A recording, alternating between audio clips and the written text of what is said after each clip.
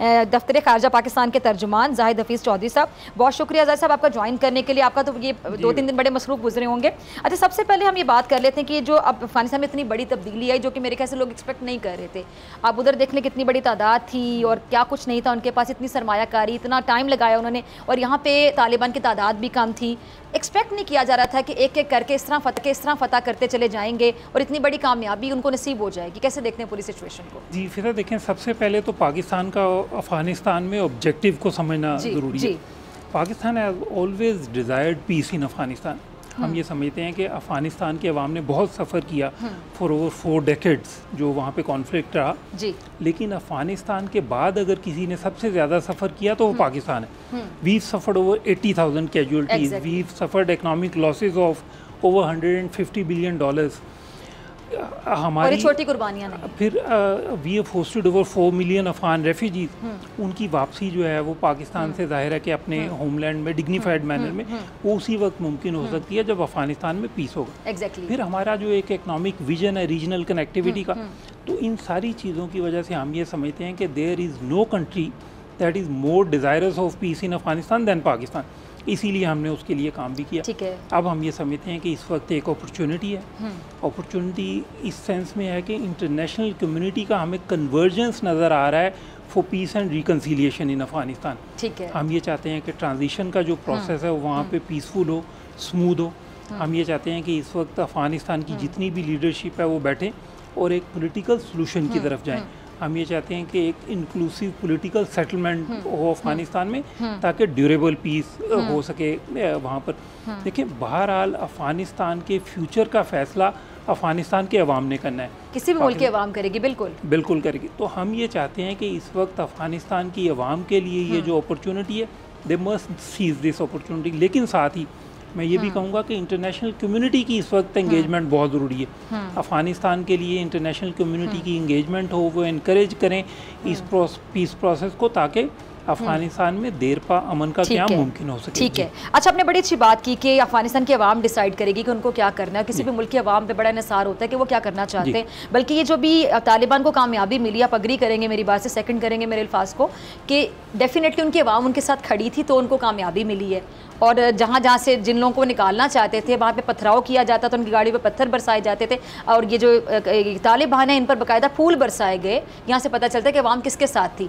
और किसी भी मुल्क की फ़ौज की तादाद मैटर नहीं करती, कितने उनके पास असलहा है, कितनी तादाद है, किस तरह की फैसिलिटीज़ है, मैटर करता है कि अवाम आपके साथ खड़ी है या फिर नहीं खड़ी है। तो इतनी ज़िल्लत और रुसवाई का जिनको सामना करना पड़ा अमेरिकन को, उस पर आप क्या कहते हैं? देखिए, अमेरिकन और अपनी शिकस्त वो मान रहे हैं अगर देखा जाए तो। आपने अगर उनके डिपार्टमेंट ऑफ डिफेंस के स्पोक्स पर्सन की स्टेटमेंट देखी हो, बिल्कुल उन्होंने ये कहा कि जी हमने देखा कि तालिबान के पास एयरफोर्स नहीं थी, लेकिन Afghan national defence and security forces के पास थी। मॉडर्न वेपनरी थी इनके पास जो कि तालिबान के पास नहीं थी। बिल्कुल नहीं। इनके numbers were much higher than the Taliban number. उनकी तो तादाद ही बहुत कम थी। बिल्कुल। इन्हें ट्रेनिंग प्रोवाइड की गई, लेकिन उसके बावजूद जो मेल्ट डाउन हुआ, बहरहाल उसकी the international community needs to look into that. फिर वहाँ पे जो गवर्नेंस के इश्यूज थे, the international community needs to look into that. लेकिन हम फिर भी ये समझते हैं फिजा कि देखें, अफगानिस्तान के अवाम ने फैसला करना है। हमारी पॉलिसी है नॉन इंटरवेंशन की। हम अभी भी ये कहते हैं कि हम एक ऐसा अफगानिस्तान देखना चाहते हैं that is at peace with itself and at peace with its neighbours. तो जो हम ये चाहते हैं कि अफगानिस्तान की सरजमीन पाकिस्तान के ख़िलाफ़ इस्तेमाल ना हो। माजी में आपने देखा कि भारत ने इस्तेमाल किया अफगानिस्तान की सरजमीन को। हमें वहाँ पे एक नेक्सस, और तालिबान ने क्लियरली बात कह भी दी है कि अब ये सरजमीन किसी के खिलाफ इस्तेमाल नहीं होगी। जी, हमने उनकी बिल्कुल ये स्टेटमेंट जो है वो नोट की। हम ये समझते हैं इट्स अ पॉजिटिव स्टेटमेंट जो उन्होंने कहा है कि जी अफगानिस्तान को जो है वो हम एक टेरर के लिए हेवन नहीं बनने देंगे। तो हम पहले भी अफगानिस्तान की जो हुकूमत थी उससे ये बारहा हमने बात की कि अफगान सॉइल को पाकिस्तान के ख़िलाफ़ इस्तेमाल ना होने दिया जाए। तो हम तवक्को करते हैं कि अफगानिस्तान की सरजमीन जो है वो मुस्तकबिल में पाकिस्तान के ख़िलाफ़ या किसी भी और मुल्क के लिए दहशतगर्दी के लिए इस्तेमाल नहीं होगा। अच्छा, जो पाकिस्तान के हवाले से आपको पता है कि बहुत से लोग खार रखते हैं पाकिस्तान से, खासतौर पर इंडियन मीडिया का आप किरदार देख रहे होंगे, हर जगह पे कोई मौका जाने नहीं देता है, झूठे इल्ज़ाम और बहतान का सिलसिला शुरू हो जाता है वहाँ से।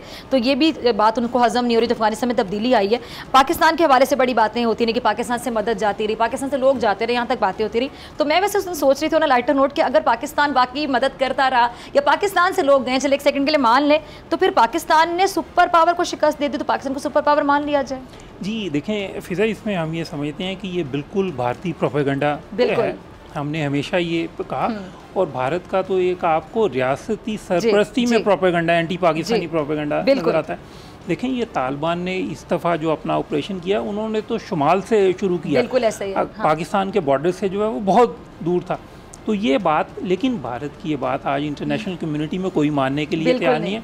फिर लोग बात करते हैं कि भारत ने जो इन्वेस्टमेंट की अफगानिस्तान में, उन्होंने वहाँ इन्वेस्टमेंट की टेररिस्ट इंफ्रास्ट्रक्चर को बनाने में। एक सामने आपके सामने पाकिस्तान का रोल है, जो कि इंतहाई पॉजिटिव रोल था पीस प्रोसेस को आगे बढ़ाने के लिए। बल्कि पाकिस्तान ने अमन के लिए कुर्बानियाँ दी, अमन के लिए हमने कुर्बानियाँ दी, क्योंकि हमारा हज़ारों की तादाद में हमारे यहाँ शहादतें हैं। जी, जिस तरह मैंने आपसे ये बात की फिजा, इम्पॉर्टेंट बात ये है कि पाकिस्तान का ऑब्जेक्टिव क्या था, पाकिस्तान की डिज़ायर हमारे इंटरेस्ट में है पीस। अनफॉर्चुनेटली भारत के इंटरेस्ट में अफगानिस्तान में अमन नहीं है।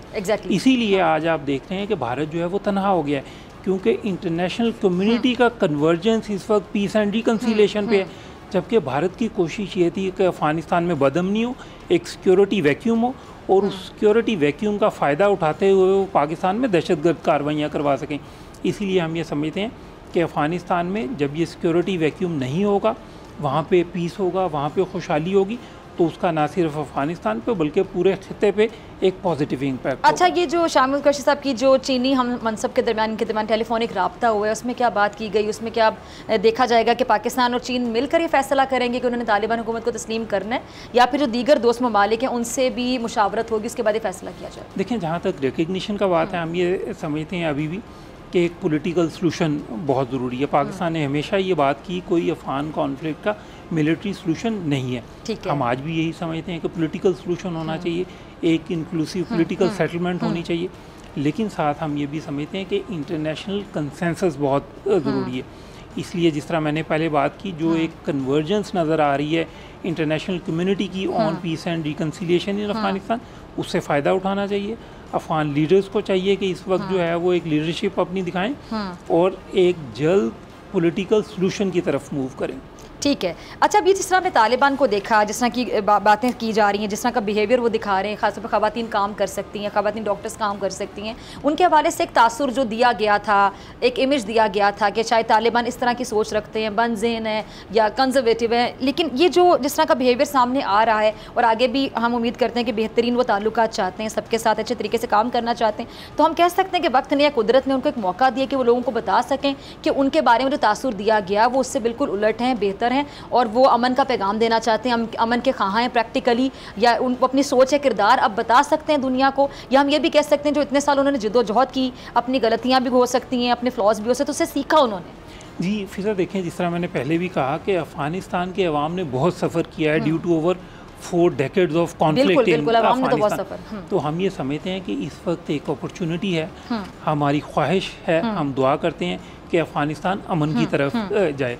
जो आपने बात की, हमने उनकी स्टेटमेंट्स देखी हैं, उन्होंने जो विमेन राइट्स के हवाले से बात की, जो उन्होंने protection of property and lifes की बात की, जो उन्होंने अफगानिस्तान को एक टेरर हेवन ना बनने के हवाले से बात की, हम ये समझते हैं कि ये खुशाइंद बातें हैं। लेकिन हम ये अभी भी समझते हैं कि अल्टीमेटली अफगानिस्तान को एक पॉलिटिकल सलूशन की तरफ जाना है, ताकि वहाँ पर अमन का क्या मुमकिन हो सके। ठीक है जी। अच्छा, पाकिस्तान को जैसा जो सबसे बड़ा मसला या चैलेंज दरपेश हो सकता है, वो सरहद पार से जो अफगान महाजरीन है, यकीनी तौर पर उनकी आमद का हो सकता है, और हुकूमत क्या इस तरह की भी बातें हो रही हैं कि अपना बॉर्डर बंद करने के बारे में सोच रही है?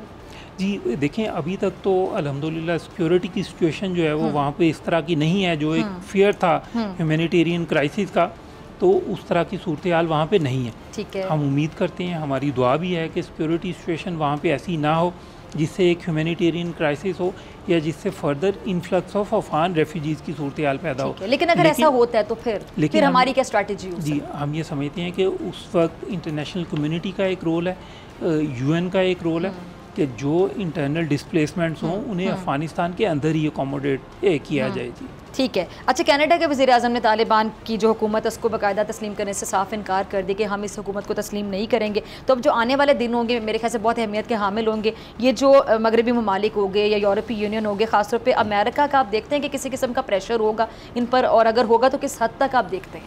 देखें फिजा, हमने पहले जिस तरह मैंने बात की, हम ये समझते हैं कि इस वक्त इंटरनेशनल कम्युनिटी का एक बहरहाल कन्वर्जेंस तो है ऑन पीस एंड रिकन्सिलिएशन इन अफ़गानिस्तान। हम ये समझते हैं कि अगर ये रिकन्सिलिएशन का प्रोसेस जितनी तेज़ी से आगे बढ़ता है, जितनी तेज़ी से वहाँ स्मूथ ट्रांजिशन ऑफ पावर होती है, वो अफ़गानिस्तान के अवाम के लिए बेहतर होगा। हम ये समझते हैं कि इंटरनेशनल कंसेंसस ज़रूरी है, तो उसमें एंगेजमेंट ज़रूरी है। पाकिस्तान की तरफ से आपने देखा होगा कि एंगेजमेंट, हमारे प्राइम मिनिस्टर की मुख्तलिफ जो है वो वर्ल्ड लीडर से बात हुई, हमारे फॉरेन मिनिस्टर की जो है वो मुख्तलिफ वर्ल्ड लीडर से बात हुई, and we still remain in contact with all sides in Afghanistan. आपने देखा कि इस वक्त भी पाकिस्तान में एक जो है वो मुख्तलिफ एथनिक ग्रुप्स जो हैं उनका एक डेलीगेशन मौजूद है। हम अभी भी ये समझते हैं कि हमने जो माजी में एक रोल प्ले किया है अफ़गानिस्तान में पीस प्रोसेस को आगे बढ़ाने के लिए, and we will continue playing our role. इस वक्त इंटरनेशनल कम्युनिटी से भी हमारी इंगेजमेंट है और अफ़गान साइड से भी इंगेजमेंट है। सब्सक्राइब करें और बेल दबाएं ताकि कोई खबर रह न जाए।